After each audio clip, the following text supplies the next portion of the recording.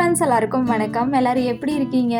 So இன்றைக்கி வந்து ஒரு ஃபுல் டே விலாக் தான் உங்க கூட ஷேர் பண்ணிக்க போகிறேன். ஸோ கரண்ட் ரொட்டீன் எனக்கு எப்படி இருக்குது, இன்றைக்கி டே எப்படி போச்சு அப்படிங்கிற மாதிரி எல்லா விஷயமும் உங்க கூட ஷேர் பண்ணிக்க போகிறேன். அதோட 30+ இருக்க எல்லாருக்குமே நான் இந்த வீடியோவில் ஒரு முக்கியமான இன்ஃபர்மேஷன் ஷேர் பண்ணியிருக்கேன். ஸோ இந்த வீடியோ கண்டிப்பாக உங்களுக்கு யூஸ்ஃபுல்லாக இருக்குன்னு சொல்லி நம்புகிறேன். உமன்ஸ் டே அன்னைக்கு நான் ஒரு உருப்படியான விஷயமும் பண்ணியிருக்கேன். ஸோ அதை எல்லாத்தையுமே இந்த வீடியோவில் நம்ம பார்க்கலாம். ஸோ மார்னிங் எப்போ போல் என்னுடைய ரொட்டீன் வந்து ஸ்டார்ட் பண்ணிட்டேன். பெரிய பையனுக்கு எக்ஸாம் ஸ்டார்ட் ஆகிடுச்சு. ஒரு நாள் விட்டு ஒரு நாள் எக்ஸாம் நடந்துகிட்ருக்கு. ஸோ அதனால் கொஞ்சம் ஈஸியாக இருக்குது மேனேஜ் பண்ணிக்கிறதுக்கு. நேற்று நைட்டே அரிசி சோளம் எல்லாம் ஒன்றா ஊற வச்சு மிக்சியில் அரைச்சி எடுத்து வச்சுட்டேன். காலையில் தோசை ஊற்றிக்கலான்னு சொல்லிட்டு. இந்த தோசைக்கு வந்துட்டு வேர்க்கடலை சட்னி சைட் டிஷ்ஷாக வச்சுக்கிட்டோம் அப்படின்னா செம்ம டேஸ்ட்டாக இருக்கும். ஸோ இன்றைக்கி காலையில் அதுதான் நான் பண்ணிட்டேன். சம்மர் ஸ்டார்ட் ஆனாலே அந்த வாட்டர் மிலன், பலாப்பழம், மாம்பழம் இதெல்லாம் சாப்பிடணும்னு ஆசையாக இருக்கும்ல. எனக்கு இந்த வாட்டர் மிலன் சாப்பிட்டா மட்டும் சேரவே சேராது. ஏன்னே தெரியல. த்ரோட் இன்ஃபெக்ஷன் ஆகிடுச்சு. ஸோ 1 வீக் பேசவே முடியல. வெறும் காற்று மட்டும்தான் வந்தது. ஸோ அதனால் என்ன பண்ணிட்டோம் அப்படின்னா ஒரு 2-3 நாளைக்கு கடையில் சாப்பிட்ற சுச்சுவேஷன் வந்துருச்சு.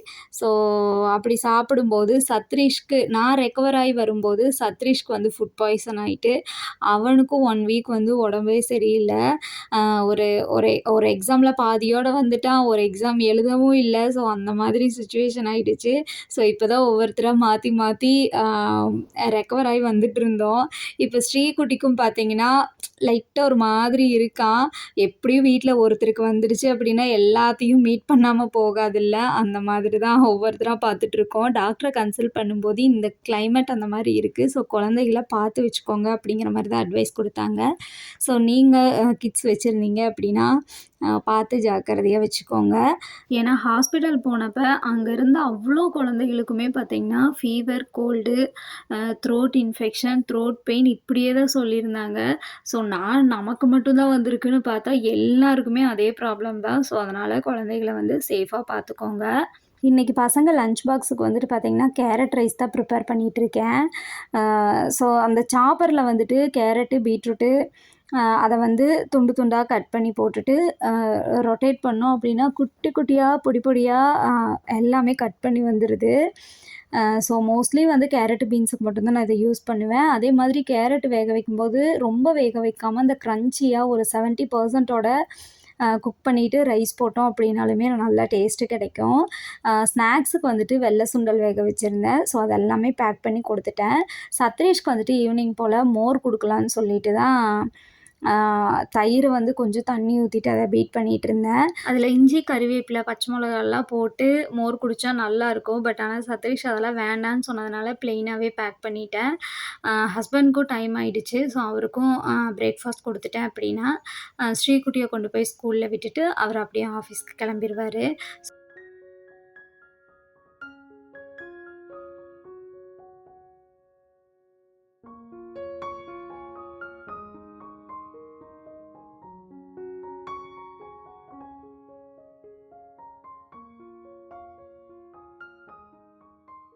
இது வந்து உமன்ஸ் டே அன்னைக்கு எடுத்த விலாக் தான். ஸோ அன்றைக்கி நான் வந்து ஒரு முக்கியமான விஷயத்த வந்து உங்ககிட்ட ஷேர் பண்ணிக்கணும் அப்படின்னு நினச்சேன். ஸோ ஷார்ப்பாக 10:00 ஆனதுமே நான் வந்து ஒரு ஆன்லைன் கிளாஸில் ஜாயின் பண்ணியிருக்கேன். ஸோ என்னன்னு பார்த்தீங்கன்னா 30+ ஆனவங்க எல்லாருமே பார்த்திங்கன்னா நம்மளோட ஹெல்த்தை வந்து நம்ம பார்த்துக்கிறதே இல்லை. ஸோ அது வந்து எனக்கு ரொம்ப இம்பார்ட்டன்ட் தோணுச்சு. ஸோ அதுக்காக வேண்டி தான் ஆன்லைன் ஃபிட்னஸ் கிளாஸ் வந்து நான் ஜாயின் பண்ணியிருக்கேன். ஸோ இவங்கள வந்து இன்ஸ்டாகிராமில் தான் பார்த்தேன். ஆக்சுவலாக இவங்களோட பேஜை ஃபாலோ பண்ண ஆரம்பித்ததுக்கப்புறம் பார்த்திங்கன்னா நிறைய வீடியோஸு சஜஷனில் வந்துக்கிட்டே இருக்கும்ல. பார்த்து இம்ப்ரெஸ் ஆகிட்டேன். ஆக்சுவலாக எனக்கு ரொம்ப பிடிச்ச வீடியோவே இதுதான். குட்டி குட்டி குழந்தைகளை வச்சுட்டு மாம்ஸ் எல்லாருமே அவ்வளோ க்யூட்டாக ஒர்க் அவுட் பண்ணிகிட்டு இருந்தாங்க. இது கூடவே இவங்க வந்துட்டு டயட் பிளான் எல்லாமே கொடுத்துட்றாங்க. ஸோ ரொம்ப ஹெல்ப்ஃபுல்லாக இருக்கும் அப்படிங்கிற மாதிரி எனக்கு தோணுச்சு. ப்ராப்பராக நான் வந்து ஒரு நல்ல ஃபுட் ஹேபிட்டுக்கு வரணும். அதே மாதிரி நம்ம தனியாக பண்ணோம் அப்படின்னா கண்டிப்பாக எதுவுமே பண்ண முடியாது. பண்ணலாம். பட் ஆனால் ஒரு நல்ல கைடன்ஸோட நம்ம எடுத்துக்கிட்டோம் அப்படின்னா அதுக்கப்புறம் நம்ம வந்துட்டு அத ஃபாலோ பண்றது வந்து ஈஸியா இருக்கும் அப்படிங்கிற மாரி எனக்கு யோசனை வந்தது. ஸோ, அதனால தான் Instagramல இவங்க கூட வந்து நான் ஜாயின் பண்ணிக்கிட்டேன். ஸோ, ஃபஸ்ட்டு ட்ரையல் கிளாஸ் வச்சாங்க. ஒரு 1 மந்த்துக்கு முன்னாடி அட்டெண்ட் பண்ணேன்.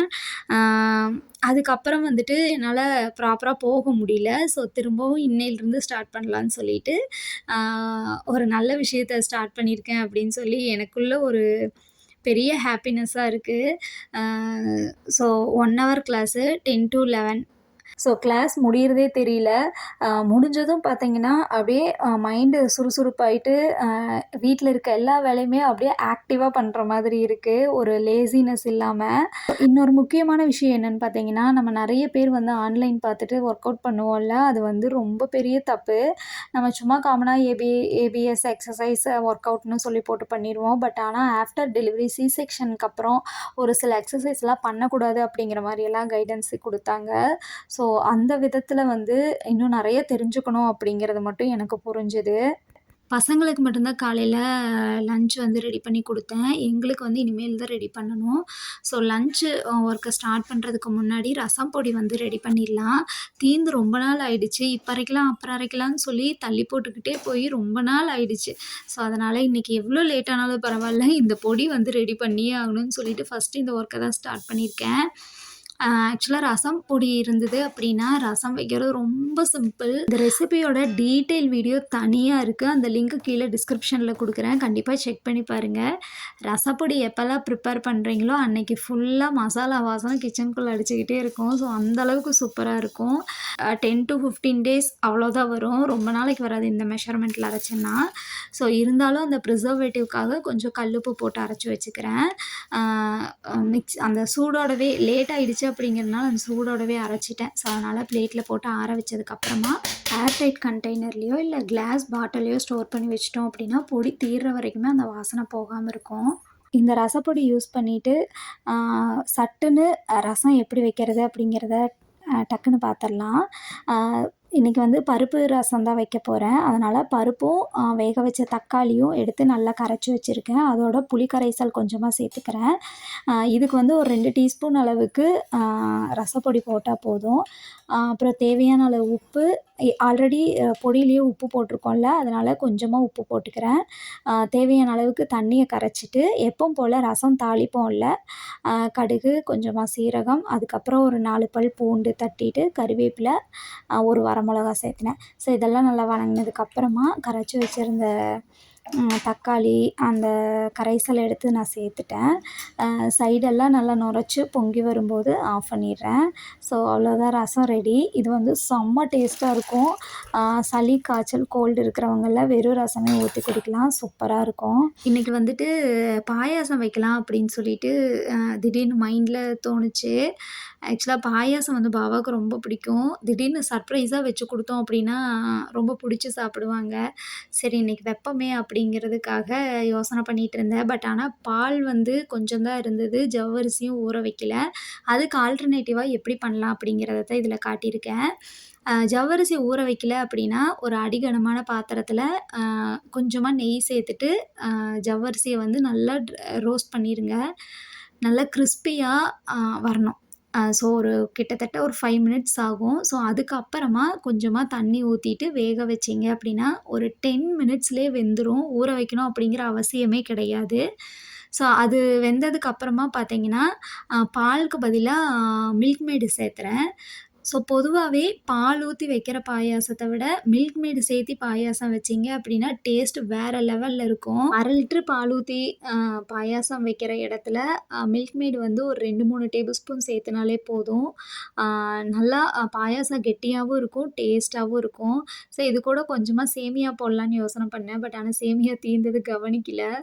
மில்க் மெய்ட் எல்லாம் சேர்ந்து நல்லா கரைஞ்சு கொதிச்சதுக்கப்புறமா கொஞ்சமா ஏலக்காய், கொஞ்சமா மண்டை வெல்லம் உடைச்சு வச்சத சேர்த்துக்கிறேன். ஏன்னா பியூர் ஒயிட்டா இருந்ததுன்னா யாருக்கும் பிடிக்காது. அதனால கலர் மாறுறதுக்காக கொஞ்சமா மண்டை வெல்லம் சேர்த்துட்டேன். அதுக்கப்புறமா திராட்சை, முந்திரி நெய்யில வறுத்து சேர்த்துட்டேன். ஸோ அவ்வளோதான் பாயாசம் சூப்பரா ரெடி ஆயிடுச்சு. லஞ்சுக்கு வந்து என்னலாம் பண்ணேன்னு பார்த்தீங்கன்னா, முள்ளங்கி நெறைய போட்ட சாம்பார், பொரியல் எதுவும் பண்ணல. இதில இருக்க காயே போதும் அப்படின்றதுனால, அதுக்கப்புறமா எப்பவும் போல பருப்பு ரசம், தயிர், பெர போட்டு வச்சது காலையில.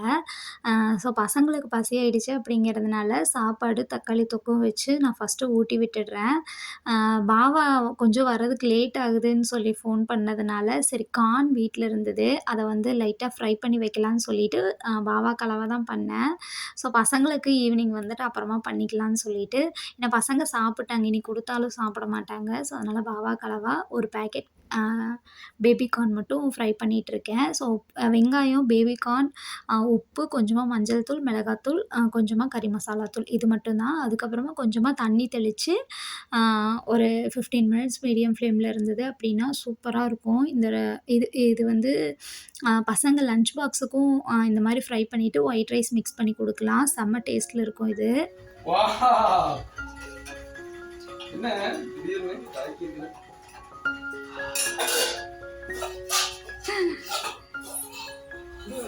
இல்ல பாவாக்கு பாயாசம்னா ரொம்ப பிடிக்கும்னு. சொல்லிட்டு ஒரு ஸ்வீட் ரெசிபி பண்றத விட, சொல்லாம சர்ப்ரைஸா பண்ணி குடுத்தோம் அப்டின்னா, அ ரொம்ப பிடிச்சு சாப்பிடுவாங்க. ஸோ அதனால லஞ்ச் எல்லாம் முடிச்சதுக்கப்புறமா பாயாசம் இன்னொரு தடவ லைட்டா சூடு பண்ணிட்டு குடுத்தேன். எனக்கு ஸ்வீட் வந்து சுத்தமாவே பிடிக்காது. அ நானும் பாவாவும் ஆப்போசிட். அவருக்கு ஸ்வீட்னா அவ்ளோ பிடிக்கும். எனக்கு ஸ்வீட்னா சுத்தமாவே பிடிக்காது. சும்மா ஒரு 2 வா அவங்க எல்லாரும் சாப்பிடுறாங்க அப்படிங்கிறதுக்காக சும்மா ஒரு 2 வா தான் சாப்பிட்டேன். ஸோ சாப்பிட்டு முடிச்சுட்டு பசங்கள்லாம் தூங்கிட்டு இருக்காங்க. அதுக்குள்ள கிச்சன்ல சின்ன சின்ன ஒர்க் இருந்தது. கொஞ்சம் அங்கங்க எல்லாம் கசகசன்னு இருந்ததையெல்லாம் திரும்பி ஆர்கனைஸ் பண்ணி எடுத்து வச்சுட்டு, வீட்டையெல்லாம் ஃபுல்லா கூட்டி விட்டுட்டேன். ஸோ அவங்க எந்திரிச்சதுக்கப்புறம் அப்புறம் ஈவினிங் ரொட்டீன் எப்பவும் போல தான் இருக்கும் எனக்கு. அ அப்புறம் பார்த்தீங்கன்னா, ஒரு பார்சல் ஒண்ணு ரிசீவ் ஆயிருந்தது. ரொம்ப மாசமா இது வாங்கலாமா? வேண்டாமா? அப்படின்னு சொல்லி யோசனை பண்ணிட்டு, ஆட் டூ கார்ட் குடுத்துட்டு குடுத்துட்டு வெளிய வந்துருவேன். ஆர்டர் போட மாட்டேன். இவ்ளோ ரேட்டு குடுத்து வாங்கணுமா? அப்படிங்கிற ஒரு மைண்டு தான். பட் ஆனா ஒன் டைம் இன்வெஸ்ட்மென்ட் நல்லபடியா வாங்கி வச்சுக்கணும் அப்படிங்கிற ஒரு மைண்டும் இருந்தது. பட் ஆனா எந்த கடைக்கு போனாலும் இதுதான் நான் பார்த்துக்கிட்டே இருப்பேன். லாஸ்ட் வீக் போனப்பவும் இங்க கோயம்புத்தூர்ல வந்துட்டு இந்த ஸ்டீல் ஷாப் பெரிய கடை இருக்கு. அங்க போயும் பார்த்துட்டு திரும்பி வந்துட்டேன் வேண்டான்ட்டு. பட் ஆனா எனக்கு தெரியாமயே பாவா வந்து ஆர்டர் போட்டு வச்சுட்டாங்க. ரிசீவ் ஆனது எனக்கு அவ்வளோ ஒரு ஹாப்பி. ஃபஸ்ட்டு வந்துட்டு பெர்க்னர்ல வந்துட்டு 3.1 லிட்டர் கெப்பாசிட்டி உள்ளது தான் போட்டிருந்தாங்க. ஆக்சுவலா அவருக்கு சைஸ் எல்லாம் தெரியல போட்டுட்டாங்க. பட் ஆனா ரிசீவ் ஆனதுக்கப்புறம் எனக்கு இது சின்னதா இருக்குமோ அப்படிங்கிற ஒரு டவுட் இருந்தது. திரும்ப அடுத்த நாள் வந்துட்டு 3.9 லிட்டர் ஒண்ணு ஆர்டர் போட்டிருந்தேன். மேபி நம்ம ஃபேமிலிக்கு வந்துட்டு வாங்குறது வாங்குறோம். கொஞ்சம் பெருசா நல்லதா வாங்கிக்கலாம் அப்படிங்கிறதுக்காக தான் 2வது நான் ஆர்டர் போட்டேன். இதுவுமே பார்த்தீங்க அப்படின்னா, நல்ல ஹெவி பாட்டம் தான். தூக்குறதுக்கே கொஞ்சம் கஷ்டமா இருந்தது. பட் ஆனா ரெகுலர் யூஸ்க்கு எனக்கு செட் ஆகுமா அப்படிங்கிறது எனக்கு ஒரு டவுட்டா இருந்தது. பெரிய கடாய் வந்ததையும். அதனால 3.1 லிட்டரா இல்ல 3.9 லிட்டரா அப்படின்னு சொல்லிட்டு ரொம்ப கன்ஃப்யூஸ் ஆச்சு எனக்கு. அப்புறம் ஃபைனலா வந்துட்டு 3.1 போதும். நம்ம 4 பேரு மட்டும் தானே இருக்கோம். கெஸ்ட்டு எப்பயாவது ஒரு தடவ தானே வர்றாங்க. ஸோ போதும் அப்படிங்கிற மாதிரி பெரிய கடாய் வந்துட்டு நான் ரிட்டர்ன் போட்டுக்கிட்டேன். ஸோ ஆன்லைன்ல பர்ச்சேஸ் பண்றதுல வந்து இது ஒரு நல்ல விஷயம். வேண்டாம் அப்படின்னா ரிட்டர்ன் போட்டோம் அப்படின்னா ஈஸியா ரீஃபண்டும் ஆயிருது. ஸோ நம்மளுக்கு எது வேணுமோ பார்த்து பிடிச்சு வச்சுக்கிட்டு வேண்டாத நம்ம ஈஸி ரிட்டர்ன் பண்ணிக்கலாம். ஸ்டெயின்லெஸ் ஸ்டீல் மூடியும் அதே மாரி தான். நல்லா ஹெவி பாட்டம். சான்ஸே இல்ல இந்த அளவுக்கு இருக்கும்னு சொல்லிட்டு. நான் எதிர்பார்த்த மாதிரியே ரொம்ப சாட்டிஸ்ஃபைங்கா இருந்தது எனக்கு. ஸோ இது வந்து சீசனிங் பண்ணி தான் யூஸ் பண்ணணும் அப்படிங்கிற மாரி அந்த புக்லேயே ஃபுல் டீட்டெயில் குடுத்துருந்தாங்க. கேஸ்ட் அயர்ன், மண்சட்டி, கல்சட்டி எல்லாம் கூட மெயின்டெயின் பண்ணுறது வந்து கொஞ்சம் கஷ்டம். பட் ஆனா ஸ்டெயின்லெஸ் ஸ்டீலை பொறுத்தவரைக்கும் மெயின்டெனன்ஸுங்கிறது எதுவுமே இல்ல. பட் ஆனா இவங்க ஒரு சில ஸ்டெப்ஸ் எல்லாம் குடுத்துருக்காங்க. ப்ராப்பரா ஃபாலோ பண்ணணும்னு சொல்லிட்டு. அத பத்தின டீட்டெயில் வந்துட்டு அடுத்த வீடியோல நான் குடுக்குறேன். ஸோ இந்த வீடியோ வந்து இதோட முடியுது. கண்டிப்பா எல்லாருக்குமே யூஸ்ஃபுல்லா இருக்கும்னு சொல்லி நம்புறேன். ஸோ பிடிச்சிருந்தா லைக் அண்ட் சப்ஸ்கிரைப். உங்கள இதே மாரி நெக்ஸ்ட் வேற ஒரு வீடியோல பார்க்குறேன். அதுவரைக்கும் பாய்.